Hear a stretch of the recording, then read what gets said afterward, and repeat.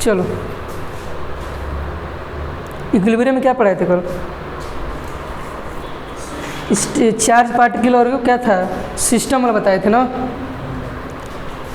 देखो जैसे क्या बताए थे कि जैसे ये एक पार्टिकल था ये, और यहाँ हमारा कोई पार्टिकल है, यहाँ कोई पार्टिकल है, और यहाँ कोई पार्टिकल है। दो चार वैसे पार्टिकल हमने कर लिया था। तो ये वाला पार्टिकल जो है आपका, इसको हमने बोला था पार्टिकल नंबर 1, और ये हो जाएगा पार्टिकल नंबर 2, और ये पार्टिकल नंबर 3, और ये पार्टिकल नंबर क्या था, 4 था। ये हमारे ऐसे 4 अलग अलग क्या थे, पार्टिकल्स थे। अब जब इन सबको मैंने एक साथ ज्वाइन कर दिया, एक ही फ्रेम में ले लिए जब इन सबको, तो हम कह दिए कि सब क्या हो गया, एक सिस्टम बन गया। क्या बन गया हमारा, एक सिस्टम बन गया। पार्टिकल जब बात करेंगे पार्टिकल्स की, तो हम इंडिविजुअल की बात करेंगे। किसकी बात करेंगे, इंडिविजुअल पार्टिकल्स की। लेकिन जब हम बात करेंगे इन सबको एक साथ लेके, तो क्या बन जाएगा, वो सिस्टम बन जाएगा। क्या बन जाएगा, सिस्टम बन जाएगा। तो हमको यहाँ पे जैसे मान लीजिए, सबसे पहले हम बात कर लेते हैं पार्टिकल की। किसकी बात करते हैं, पार्टिकल्स की। जैसे क्लास का एग्जांपल लेते हैं कि जैसे मान लीजिए ये हमारा एक पार्टिकल है। क्या है, पार्टिकल है। कोई एक पार्टिकल ले लेते हैं। तो अगर ये पार्टिकल हमारा इक्विलिब्रियम में है, मतलब ये जो पार्टिकल है ये हमारा किस में है, इक्विलिब्रियम में है। मतलब कि इस पे लगने वाला नेट फोर्स क्या है, 0 है। तो जिस पार्टिकल के ऊपर नेट फोर्स आपका 0 होगा, मतलब वो पार्टिकल किस में होगा, इक्विलिब्रियम में होगा। तो अगर आपका पार्टिकल, एक पार्टिकल अगर इक्विलिब्रियम में है, तो क्या आपका सिस्टम इक्विलिब्रियम में हो सकता है? अगर एक पार्टिकल इक्विलिब्रियम में है, तो क्या आपका एक सिस्टम, अगर उसको मान ले, तो क्या आपका सिस्टम इक्विलिब्रियम में हो जाएगा? ऐसा नहीं होगा, क्योंकि अगर ये पार्टिकल इक्विलिब्रियम है, तो हो सकता है कि आप इक्विलिब्रियम में ना हो, ये इक्विलिब्रियम में ना हो, ये इक्विलिब्रियम में ना हो, तो आपका ये सिस्टम इक्विलिब्रियम में नहीं होगा।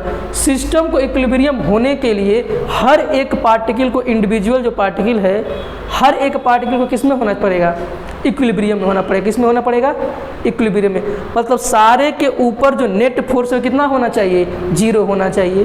क्या होना चाहिए, 0 होना चाहिए। तो अगर इस पार्टिकल को, जैसे ये पार्टिकल मान लेते हैं, कोई पार्टिकल P है, अगर ये पार्टिकल आपका इक्विलिब्रियम में है, इसमें है, इक्विलिब्रियम में है, मतलब ये पार्टिकल पे लगने वाला जो नेट फोर्स है वो क्या होगा, 0 होगा। क्या होगा जी, 0 होगा। कोई भी पार्टिकल इक्विलिब्रियम में तभी होगा जब उस पर लगाया गया नेट फोर्स की वैल्यू क्या हो, 0 हो। क्या हो, 0 हो। तो अगर ये आपका एक पार्टिकल इक्विलिब्रियम में है, तो ये ज़रूरी नहीं कि आपका सिस्टम भी इक्विलिब्रियम में हो। बात समझ आ रही है? तो अगर मैं यहाँ पे ऐसे ले लूँ, ये हमारा पॉइंट P है, और एक पार्टिकल यहाँ पे है, एक पार्टिकल यहाँ पे है, और एक पार्टिकल यहाँ पे है। इसको P1 पार्टिकल दे दे, इसको P2 नाम दे दे, इसको P3, और इसको बोल देते हैं हम P4। ये 4 पार्टिकल हैं हमारे पास, ठीक। तो अगर मान लेते हैं net force on particle P1 is equal to net force on particle P2 is equal to net force on particle P3 is equal to net force on particle P4। और ये किसके बराबर हो जाए, 0 के बराबर हो जाए, तब हम कह सकते हैं कि ये पूरा सिस्टम हमारा किस में हो गया, इक्विलिब्रियम में हो गया। बात समझ आ रही है? अगर सिस्टम को इक्विलिब्रियम बोलना चाहिएगा आपको, तो उसमें जितने भी पार्टिकल हैं, उन सारे पार्टिकल पे लगने वाला नेट फोर्स क्या होना चाहिए, 0 होना चाहिए। मतलब कि हर एक पार्टिकल पे फोर्स क्या होगा, बराबर होगा। और कितना बराबर होगा, 0 के बराबर। तब जाके आपके हर एक पार्टिकल इक्विलिब्रियम में होगा। तो उस सिस्टम को हम मान लेंगे कि सिस्टम किस में है, इक्विलिब्रियम में है। अब बात समझ आई बात? तो तो सिस्टम का इक्विलिब्रियम होने का मतलब है कि उसके अंदर जितने भी पार्टिकल हैं सारे पार्टिकल के ऊपर नेट फोर्स क्या है, जीरो है। क्या है, जीरो है। और अगर पार्टिकल की बात करेंगे तो सिर्फ एक पार्टिकल मतलब उस पर नेट फोर्स क्या है, जीरो है। क्लियर है पूरा चीज़, ये नोट कर लीजिए। तो ये जो आपका सिस्टम है, ये एफ नेट, ये जो मान ले अगर सिस्टम, तो ये हमारा सिस्टम इक्विलिब्रियम में है, जीरो है और ये इक्विलिब्रियम में है।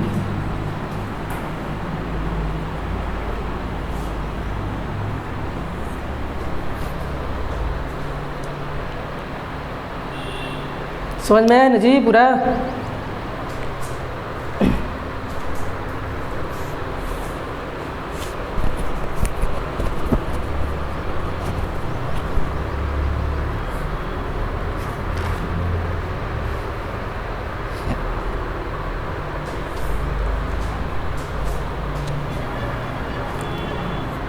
यहाँ पे ऑन ईच पार्टिकल लिख लीजिएगा, net force on each particle, इसको सिस्टम बोलेंगे और जीरो हो जाएगा।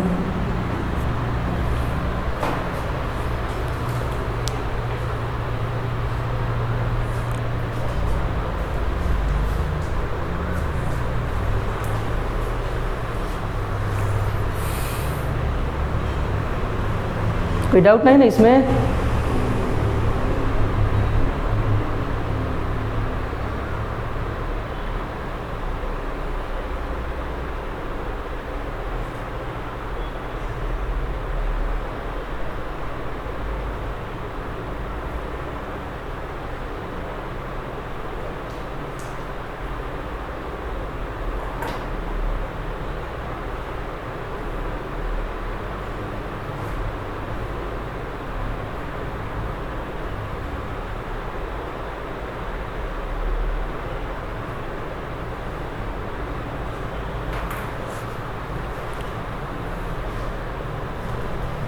हो गया?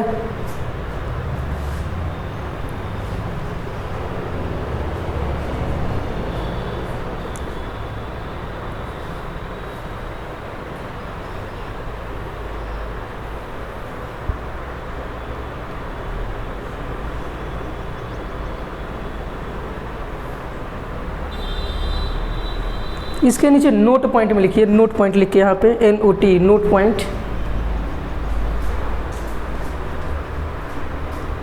If system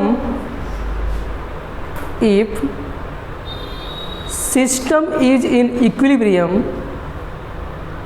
if system is in equilibrium, then every constituent particle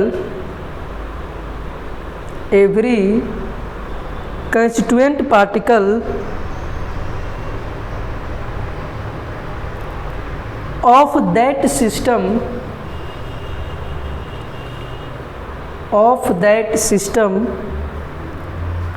will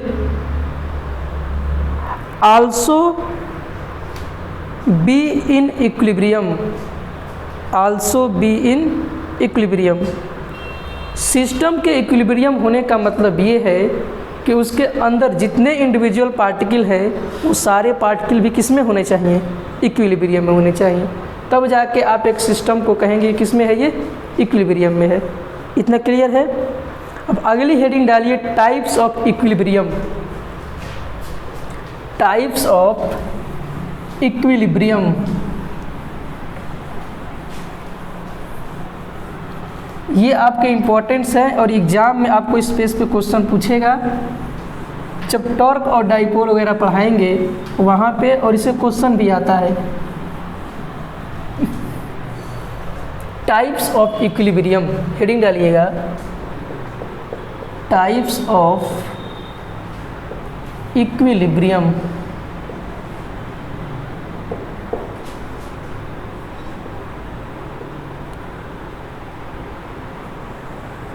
तीन तरीके के आपको इक्विलिब्रियम पढ़ना है। पहला लिखिए स्टेबल इक्विलिब्रियम, पहला इसमें है आपका स्टेबल इक्विलिब्रियम। दूसरा है आपका अनस्टेबल इक्विलिब्रियम,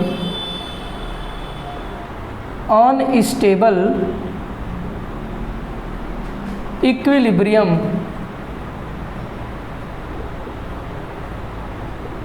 और तीसरा है इसमें न्यूट्रल इक्विलिब्रियम, न्यूट्रल इक्विलिब्रियम। तीन तरीके के इक्विलिब्रियम है, स्टेबल, अनस्टेबल और एक है हमारा न्यूट्रल इक्विलिब्रियम। हो गया, तीन इक्विलिब्रियम आपको पढ़ना है। तो सबसे पहले हम लोग पढ़ेंगे स्टेबल इक्विलिब्रियम। क्या लिखेंगे, पढ़ेंगे स्टेबल इक्विलिब्रियम। तो सबसे बड़ा हेडिंग डालिए स्टेबल इक्विलिब्रियम, स्टेबल इक्विलिब्रियम। एक एक को हम पढ़ना स्टार्ट करते हैं। सबसे हम लोग डील करते हैं पहले स्टेबल इक्विलिब्रियम को, stable equilibrium.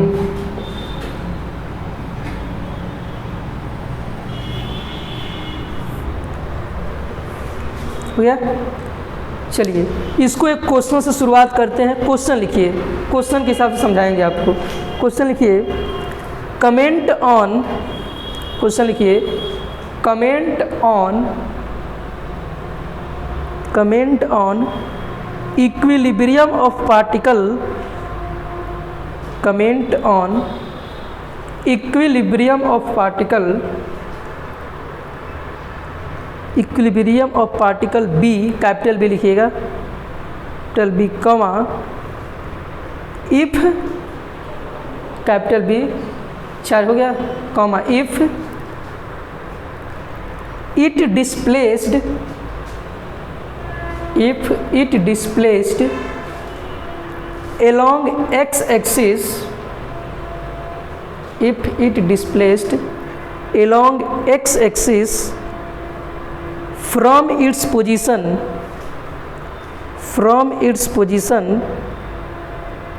shown in figure,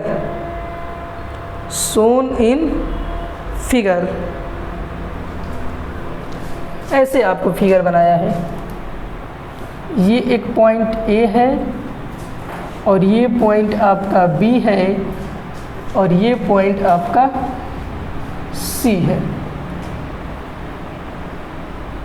और यहाँ पे रखा है आपका प्लस क्यू चार्ज, यहाँ भी रखा है आपका प्लस क्यू चार्ज और यहाँ भी रखा गया है आपका प्लस क्यू चार्ज। और इन दोनों चार्ज के बीच का जो डिस्टेंस है वो a है और इन दोनों चार्ज पार्टिकल के बीच की दूरी भी कितना है, a है। ऐसे फिगर आपको बनाया है।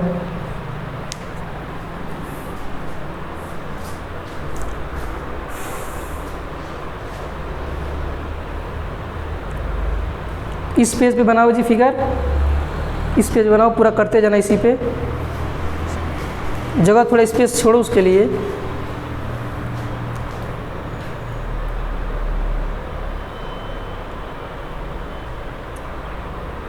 फिगर हो गया।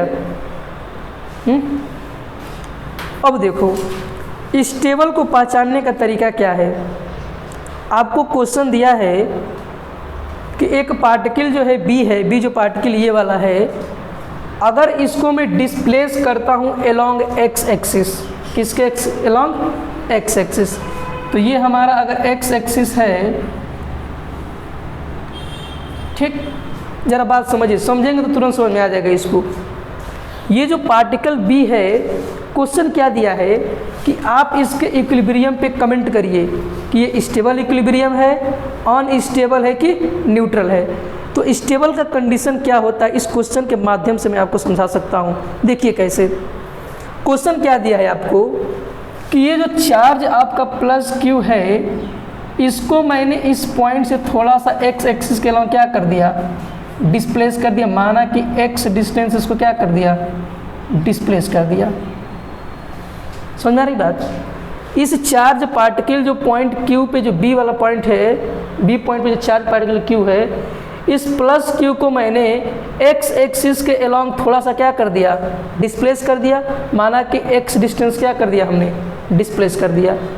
तो ये हो जाएगा हमारा इस पॉइंट पे प्लस क्यू चार्ज। अब हो जाएगा कि नहीं हो जाएगा? यहाँ तक कोई दिक्कत? तो अब क्या करते हैं कि यहाँ से लेके और यहाँ तक के बीच की दूरी टोटल क्या हो जाएगी आपका? a प्लस एक्स हो जाएगा कि नहीं हो जाएगा? हो जाएगा। यहाँ से यहाँ तक की दूरी a है और x डिस्टेंस गया, तो यहाँ से यहाँ तक की टोटल डिस्टेंस कितना हो जाएगी? a plus x. नहीं बात समझ आ रही है? और ये हो जाएगा हमारा प्लस क्यू चार्ज, यहाँ पे है ही, क्लियर है? और ये वाला डिस्टेंस कितना हो जाएगा आपका? ये आपका x है और ये टोटल a है और ये x है, तो ये वाला डिस्टेंस हो जाएगा a माइनस एक्स। इसमें कोई आपत्ति? मैथमेटिक्स यूज किए हैं पूरा। यहाँ से यहाँ तक की दूरी a प्लस एक्स हो गई और ये टोटल डिस्टेंस a है, तो a में से जब x माइनस करेंगे तो इतना डिस्टेंस मिल जाएगा a माइनस एक्स। क्लियर इतना? अब देखिए, तो ये है हमारा प्लस क्यू और ये है हमारा प्लस क्यू, ठीक। अब जरा बताइए, ये वाली डिस्टेंस अधिक है कि ये वाली डिस्टेंस अधिक है? ये वाली डिस्टेंस अधिक है। तो ये जो चार्ज पार्टिकल प्लस क्यू है, ये इस पे फोर्स लगाएगा इस डायरेक्शन में कि नहीं लगाएगा? लगाएगा एक ठो। तो मान लेते हैं कि ये पार्टिकल A है और ये B है और ये क्या है? C है। तो force on particle B due to A हो गया इस डायरेक्शन में। जिस दो चार्जेज के बीच का अगर डिस्टेंस अधिक है तो उसके बीच लगने वाला फोर्स क्या होता है? कम होता है। क्या होता है? कम होता है। बताए थे ना, F जो है, जो इलेक्ट्रोस्टैटिक फोर्स है, कूलम्ब्स लॉ, वो इन्वर्सली प्रोपोर्शनल है किसका? डिस्टेंस का। तो जिसके बीच की दूरी अधिक, उसके बीच लगने वाला फोर्स क्या है? कम है। फोर्स की मैं किसे फाइट है? जैसे लेंथ है जो एरो की, वही वेक्टर की क्या बताती है आपको? मैग्नीट्यूड बताती है। अब ये a माइनस एक्स है, इसका डिस्टेंस कम है कि नहीं? तो जब ये वाला चार्ज पार्टिकल इस पर फोर्स लगाएगा तो क्या थोड़ा सा इसकी एरो बड़ा कर दें? हाँ, समझ बता रही है क्या बता रहे हैं? ये वाला जो चार्ज पार्टिकल प्लस क्यू है, इस पे जब फोर्स लगेगा तो इसके बीच की डिस्टेंस ज़्यादा है, तो फोर्स क्या लगेगा? कम लगेगा। और ये वाला चार्ज जब इस पे फोर्स लगाएगा तो इसकी डिस्टेंस कम है, तो फोर्स की वैल्यू क्या हो जाएगी? अधिक हो जाएगी। तो ये है आपकी arrow force on B due to C। इतना तक कोई दिक्कत नहीं ना है? अब ये बताइए, आपका पार्टिकल कहाँ डिस्प्लेस हो रहा था? एक्स एक्सिस के अलॉन्ग। अगर इस पॉइंट पे मैं F नेट निकालूँ, F net on point B, तो बताइए एरो किधर जाएगा? नेट फोर्स किधर जाएगा? लेफ्ट साइड में आएगा, क्योंकि इधर का एरो बड़ा है, तो इसको जब माइनस करेंगे तो नेट फोर्स इधर ही ना आएगा जी। जिस डायरेक्शन में आपका एरो अधिक होता है, नेट फोर्स उसी डायरेक्शन में मिलता है। बात समझ आ रही है? तो इस डायरेक्शन में जो है आपका एरो की लेंथ अधिक है, तो इसको इससे सब्ट्रैक्ट करेंगे तो नेट फोर्स कहाँ मिलेगा हमको? लेफ्ट साइड में, क्योंकि इसकी एरो क्या है?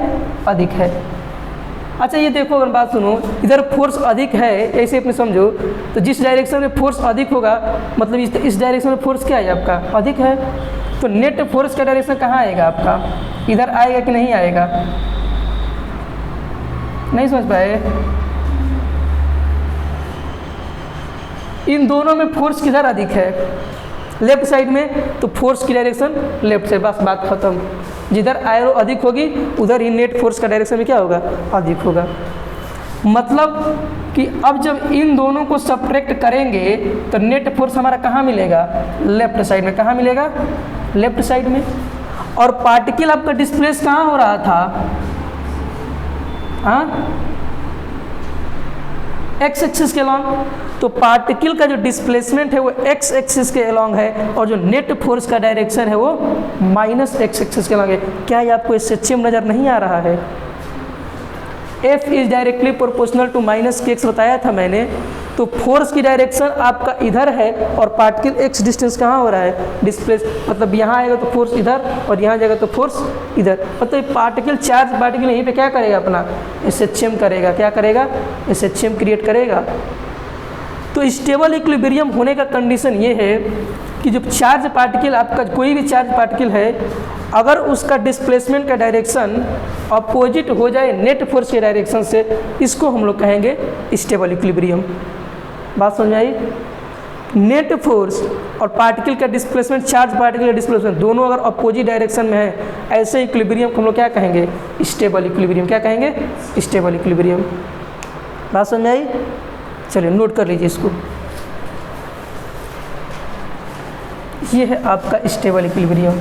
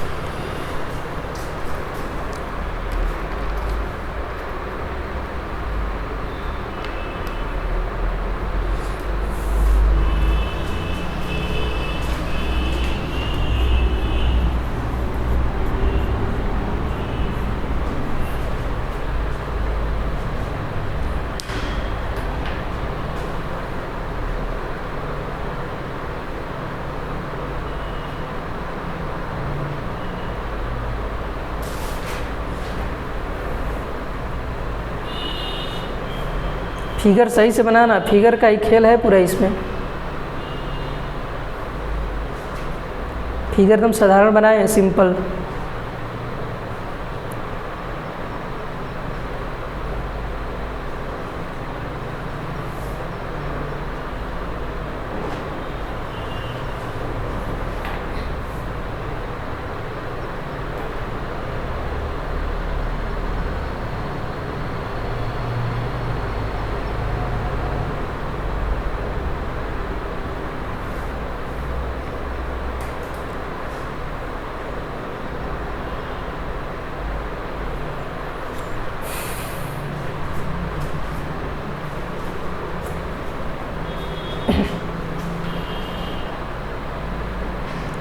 बन गया।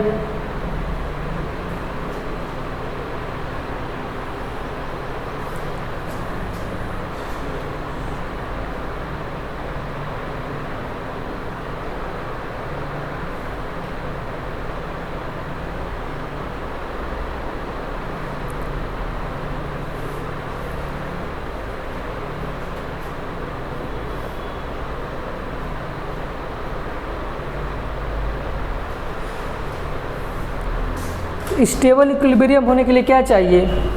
चार्ज पार्टिकल का जो डिस्प्लेसमेंट है और जो नेट फोर्स है वो दोनों एक दूसरे के साथ क्या होने चाहिए? अपोजिट डायरेक्शन में होने चाहिए। क्या होने चाहिए? अपोजिट डायरेक्शन में। तब जाके आपका जो इक्विलिब्रियम पॉइंट मिलेगा वो कहाँ होगा? स्टेबल इक्विलिब्रियम कहलाएगा। क्या कहलाएगा? स्टेबल। तो नोट पॉइंट पहले में लिखिए, it is clear from the above, it is clear from the above, it is clear from the above for stable equilibrium comma करके for stable equilibrium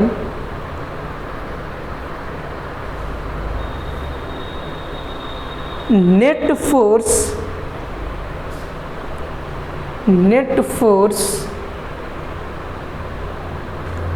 experienced by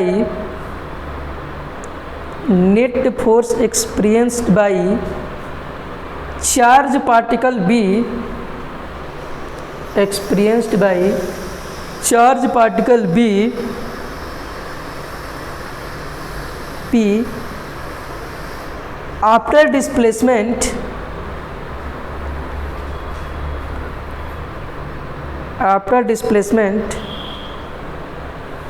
is opposite to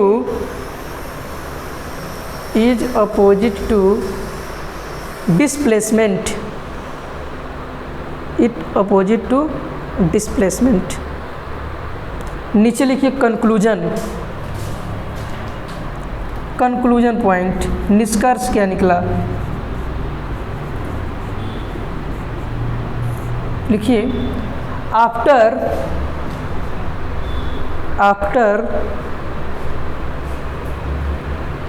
displacement from equilibrium position, after displacement from equilibrium position, comma, if particle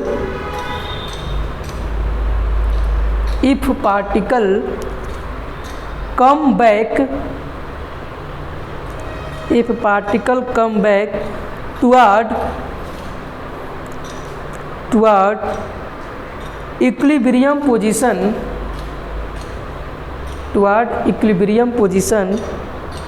then it is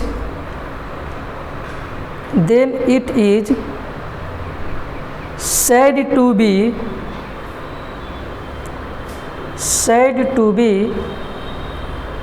stable equilibrium, is said to be stable equilibrium।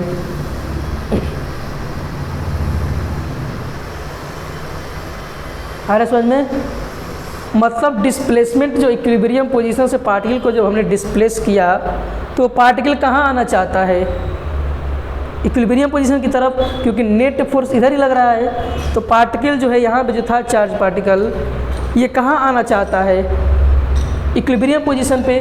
तो stable के case में अब क्या देखिएगा कि जब भी आएगा स्टेबल इक्विलिब्रियम तो नेट फोर्स और चार्ज पार्टिकल का डिस्प्लेसमेंट अगर दोनों अपोजिट डायरेक्शन में हैं तब हम लोग कहेंगे कि ये कैसा इक्विलिब्रियम है?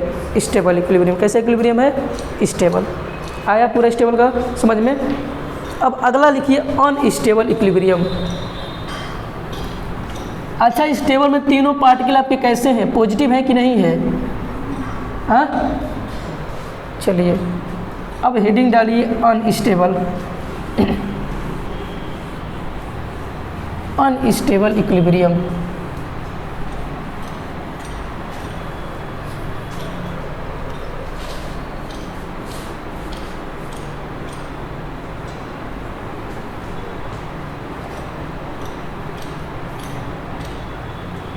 इसके लिए क्वेश्चन लिखिए, उसी तरह क्वेश्चन के माध्यम से समझाते हैं आपको। लिखिए comment on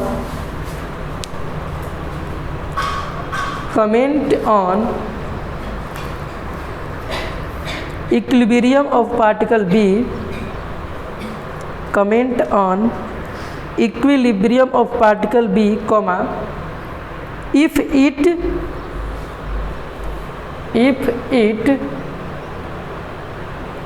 displaced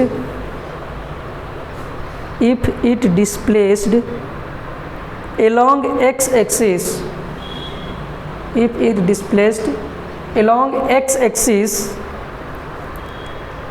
from its position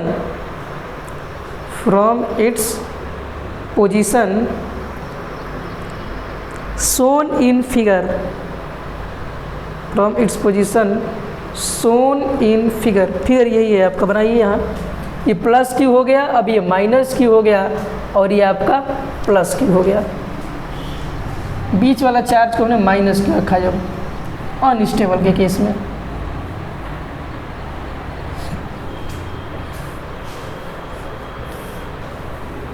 ये अनस्टेबल इक्विलिब्रियम हो गया।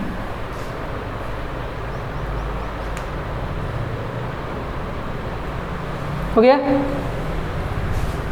अब फिर से इसमें वही काम करते हैं, पार्टिकल को एक्स एक्सिस के लिए क्या कराते हैं? डिस्प्लेस कराते हैं।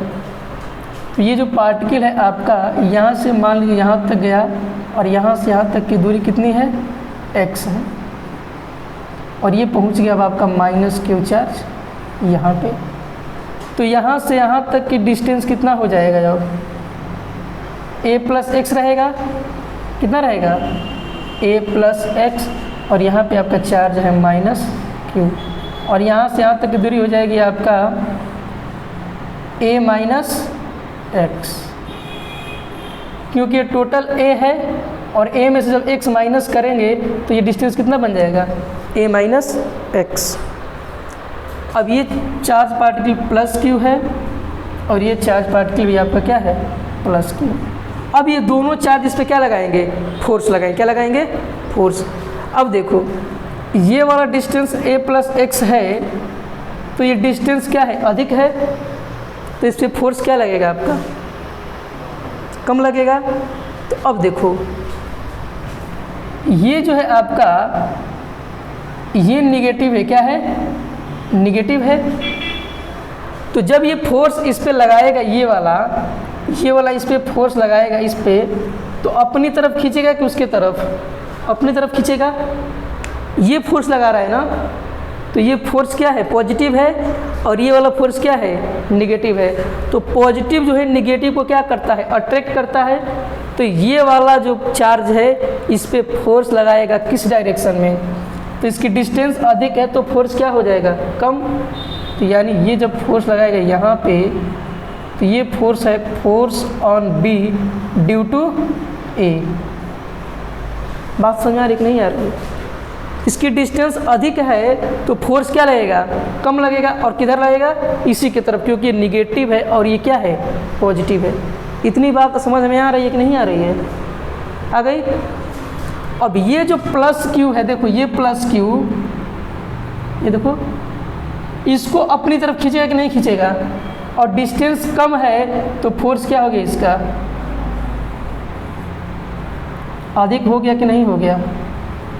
तो ये हो जाएगा force on B due to C. इतना तक कंसेप्ट क्लियर है। अब इसका नेट फोर्स कहाँ जाएगा, जिसके तरफ एरो ज़्यादा होगा उसी की तरफ नेट फोर्स। तो इधर आपका जाएगा net force,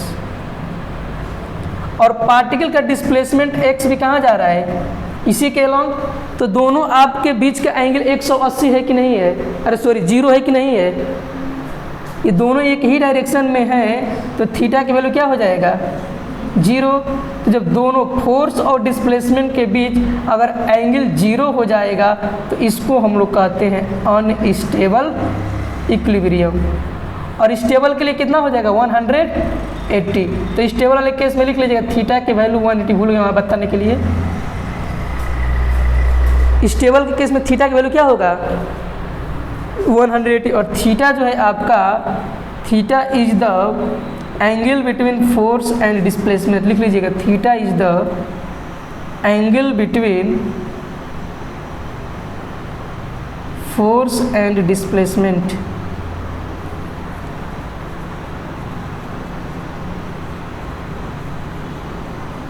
displacement of charge particle.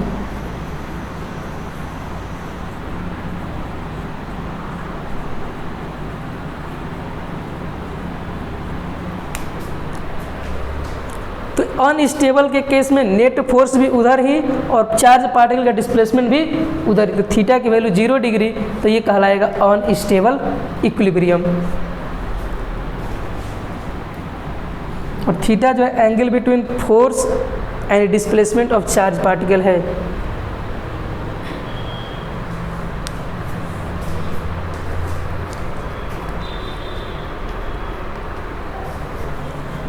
इसका नीचे कंक्लूजन लिखिएगा।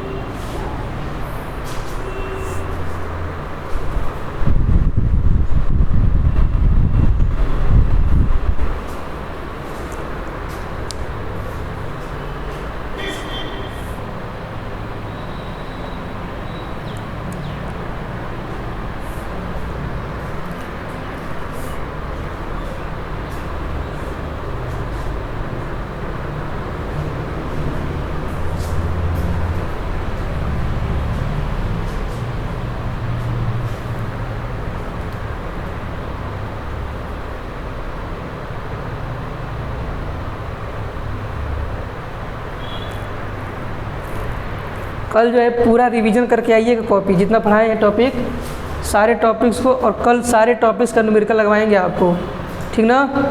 कल 2 घंटे क्लास लेंगे और केवल न्यूमेरिकल लगवाएंगे हर टॉपिक से आपको। कल केवल न्यूमेरिकल डील कर लिया जाए, फिर आगे चला जाएगा। जितने न्यूमेरिकल्स हैं कल हम आपको बता देंगे। हर टॉपिक से जो जो क्वेश्चन बनेगा, शॉर्ट भी और न्यूमेरिकल, क्योंकि रिवीजन ज़रूरी है।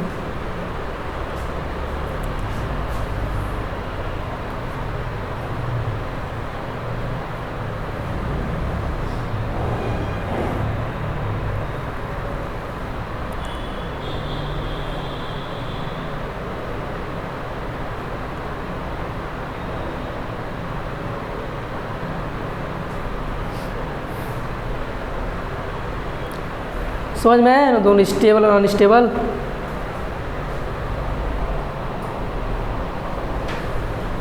कंक्लूजन में लिखिए इसका।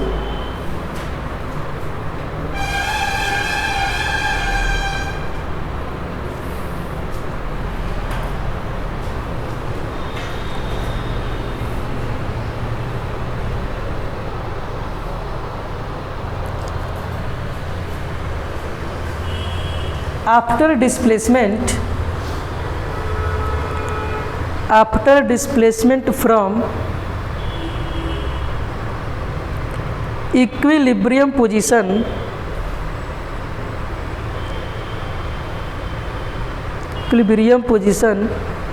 if particle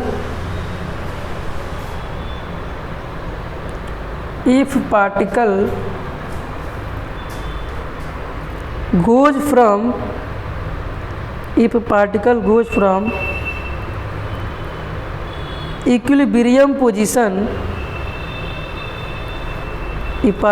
from equilibrium position, then it is said to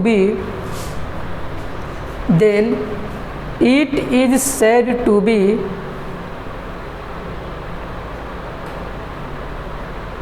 in unstable equilibrium.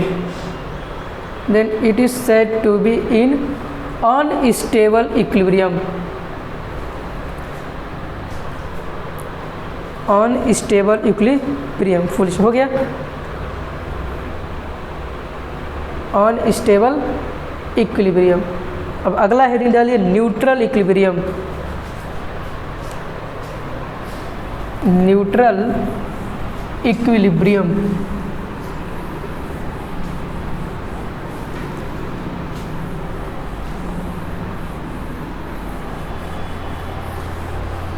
इस पे क्वेश्चन आपको करना है और करना पड़ेगा, क्योंकि ये टॉपिक ऐसा इम्पोर्टेंट है, इससे न्यूमेरिकल एग्जाम में आता है, ठीक ना। तो इसको आप लोग निगलेक्ट मत करिएगा, इसको बढ़िया से पढ़िएगा। और कल इससे जितने भी रिलेटेड न्यूमेरिकल्स हैं, कल आपको इससे सारे न्यूमेरिकल्स आपको करा देंगे। और कैसे कैसे न्यूमेरिकल पूछेगा, न्यूमेरिकल करेंगे तो आपको आइडिया मिल जाएगा। कंसेप्ट क्लियर रखिएगा बस। स्टेबल के केस में क्या था आपका, नेट फोर्स और पार्टिकल का डिस्प्लेसमेंट क्या था, अपोजिट था। मतलब कि थीटा की वैल्यू कितना हो गई 180 डिग्री, कितना हो गया 180 डिग्री। और जो थीटा है आपका angle between force and displacement of charge particle है। अनस्टेबल के केस में हमने क्या देखा कि जिधर नेट फोर्स था, मतलब आपको पकड़ना हो कि नेट फोर्स किधर हो, तो जिधर फोर्स की वैल्यू उसकी एरो को बड़ा कर दीजिए, और जिधर एरो की बड़ा लेंथ होगा उधर ही क्या होगा आपका नेट फोर्स। कन्फर्म है इतना। तो आपका अनस्टेबल के केस में थीटा की वैल्यू क्या हो जाएगा 0।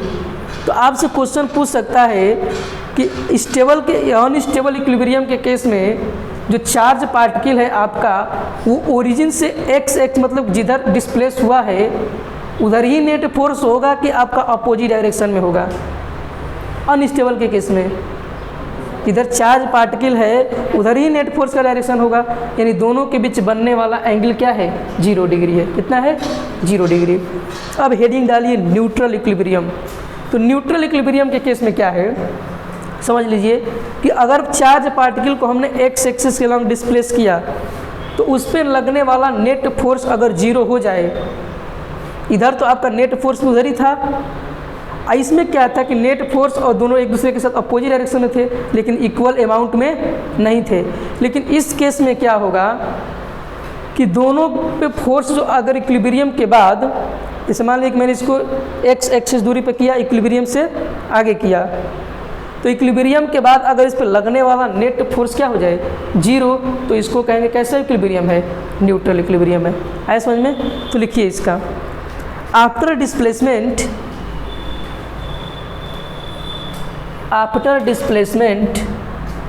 From equilibrium position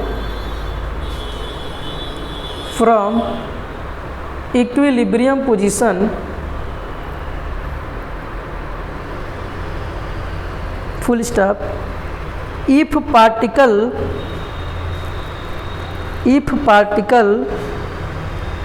remains at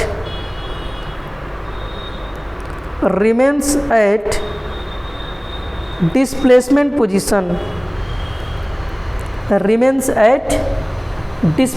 position,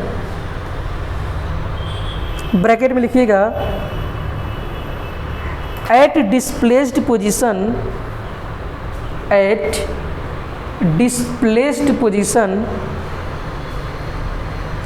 also net force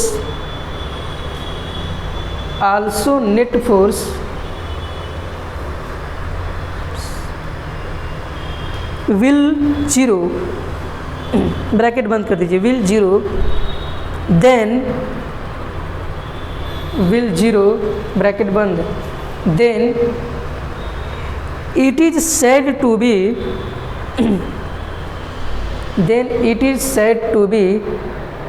neutral equilibrium,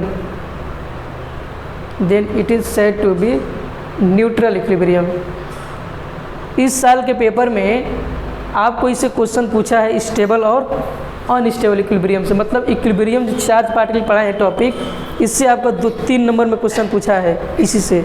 ठीक, तो पेपर का जो क्वेश्चन हमारे पास है उसको करा देंगे कल, और जितने इससे रिलेटेड पिछले साल आए हैं जितने क्वेश्चन वो सारे हो जाएंगे, और कुछ नए क्वेश्चन मिलते हैं तो आपको सॉल्व करा देंगे, तो आपका कंसेप्ट क्या हो जाएगा, इसका क्लियर हो जाएगा। ठीक, तो ये टॉपिक आपका क्या है, इंपॉर्टेंट है, क्योंकि बोर्ड में इससे एग्जाम में क्वेश्चन पूछता है। ठीक, चलिए अब जो है आप अगला हेडिंग डालिए इलेक्ट्रिक फील्ड। क्या वो टाइम हो गया? चलो तो कल पढ़ाते हैं, रहने तो कल नया टॉपिक इलेक्ट्रिक फील्ड कल ही पढ़ा देंगे। कल मंडे से इलेक्ट्रिक फील्ड पढ़ाएंगे। कल आपको जितने टॉपिक पढ़ाए हैं अभी तक सारा टॉपिक कल पढ़ के आइएगा, और हर टॉपिक से कल आपको न्यूमेरिकल कराएंगे, और जितने शॉर्ट क्वेश्चन हैं वो सब सारे कल खाली न्यूमेरिकल किया जाएगा और शॉर्ट क्वेश्चन।